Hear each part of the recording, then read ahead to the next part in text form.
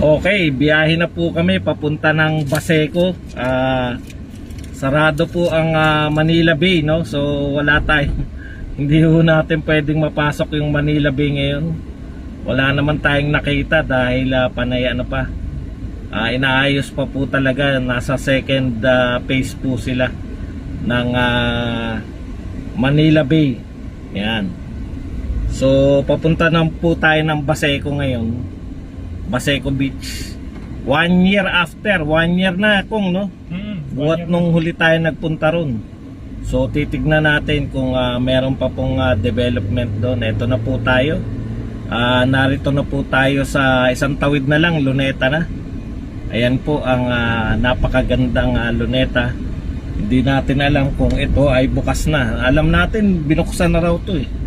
Pero may oras lang po. Yan po yung malaking pinakamalaking ano eh.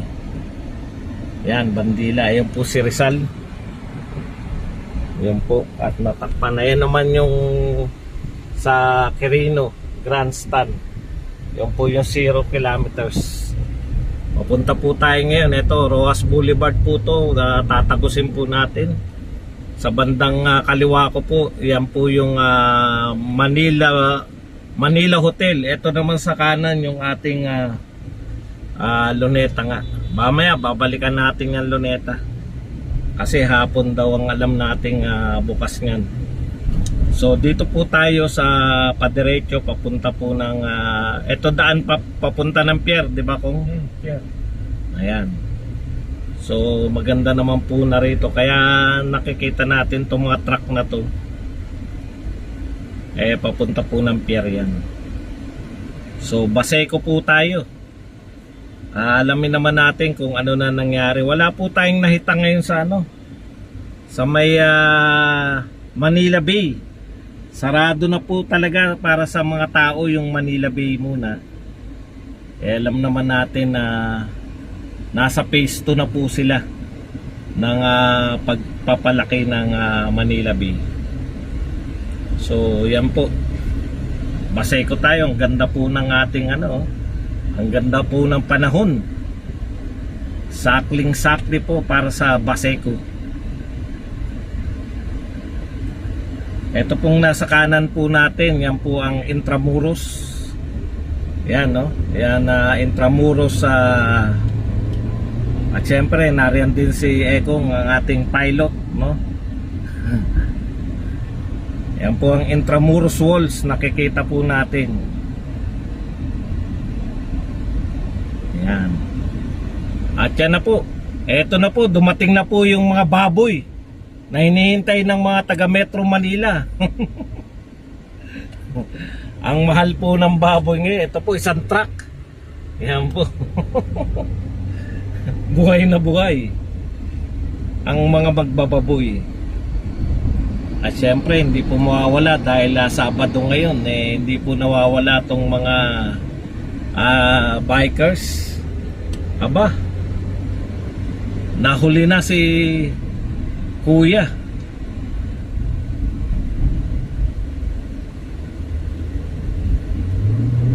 Saan ba yung mga pier na ano, kung yung mga nabibilan ng mga kung ano? Yata yun. Yun yung dumada. Ito ang hindi ko alam. Ito ba yung Anda Circle ba yan? Yan yung Anda Circle. Tapos yan po yung papunta. Pag pupunta po tayo ng Intramuros proper, dyan po papasok. Pero hindi po tayo sa Intramuros ngayon. Pabaseco tayo. Ito na po.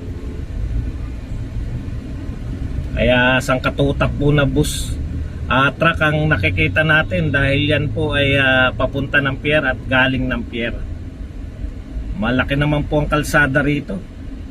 Ano bang kalsada to? Rojas Boulevard pa rin. Rojas Boulevard pa rin. Club Intramuros Golf Course. Dito pala. Yan ang papasok. Ang papasok yung mga golf course. Golf course. Ayan. Tapos dyan, yan yung Port Santiago sa kabila niyan.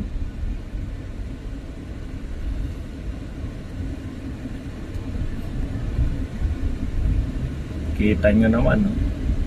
Napakaganda po ng mga Linis na din. puno rito. At saka malinis, ha?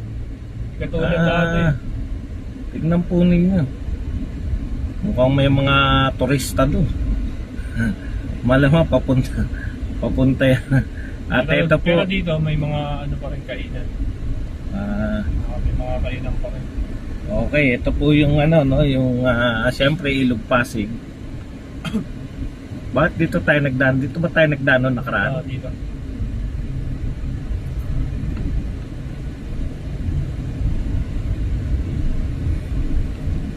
Ayan, papasok na po tayo sa Baseco. Philippine Ports Authority, hindi pa pala to. Dito sa kabila. Philippine Ports Authority pa lang pala yan. Bali ang Baseco ay bahagi ng ano, di ba? Philippine Ports Philippine Authority. So, na tinirhan ng mga tao. Ayan. Bahagi po siya ng ano nakalimutan ko na kung ano yung ibig sabihin ng Baseco. Mamaya titingnan natin. So ito po yung mga pier. Yan po yung mga bumabiyahe na ano natin. Biyaheng kung saan saan.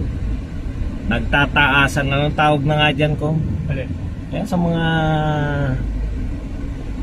kinakarga sa barko. So, mga container van. Container van. Patong-patong po ang mga container van dito. Ayan, no?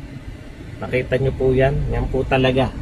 Hindi naman pwedeng isakay sa ano yan, sa mga eroplano.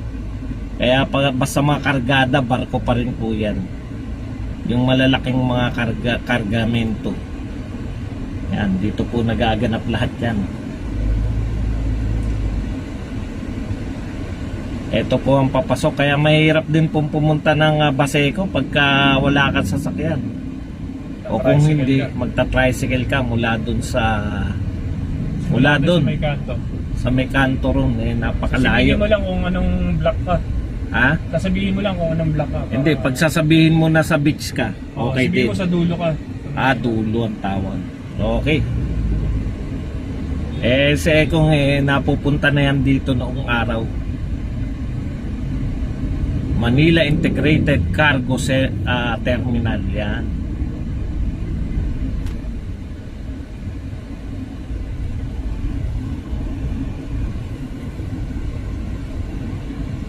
Teka, magsuot tayo ng face mask natin. Baka mahuli tayo. Maynila nga pala to. Kahit na kayo ay magkakasama na sa bahay, kinakailangan naka face mask ka pa rin. Okay, tinatahak pa rin po natin itong daanan papunta ng Baseco Beach.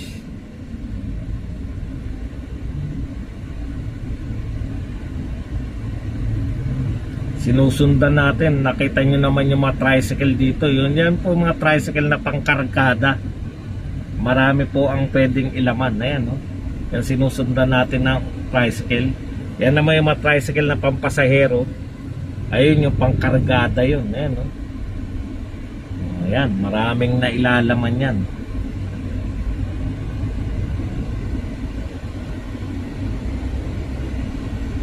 Parang mas sumikip tong dinaanan natin ko. Yun pa yun. Doon pa yun, no? Doon pa medyo luluwag, di ba?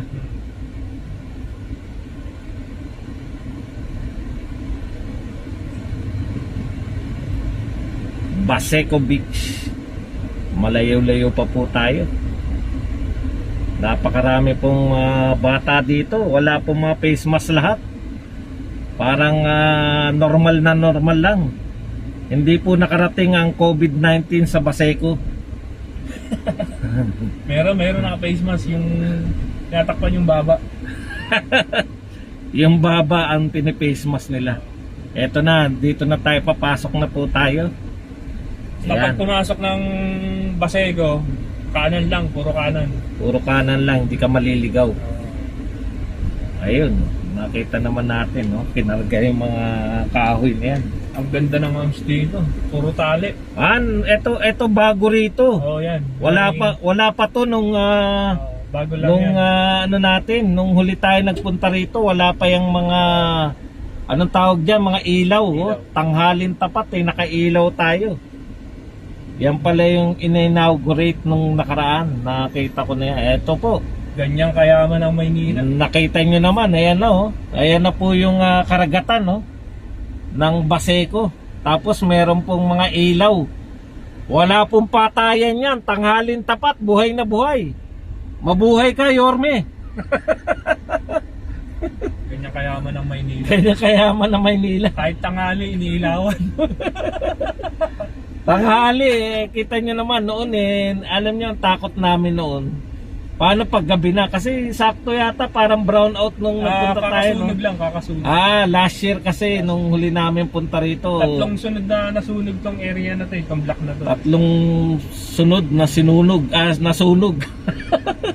Block na to. Etong block na to. Naku, napakaganda naman ng dagat oh. Parang napakasarap naman, napakaswerte naman ng mga tao rito. Tabing dagat. Tabing dagat talaga. No, laruan na nila yan. Kaya lang yun nga, hindi pa rin mawala itong mga kutakot-takot na basura. Ayun.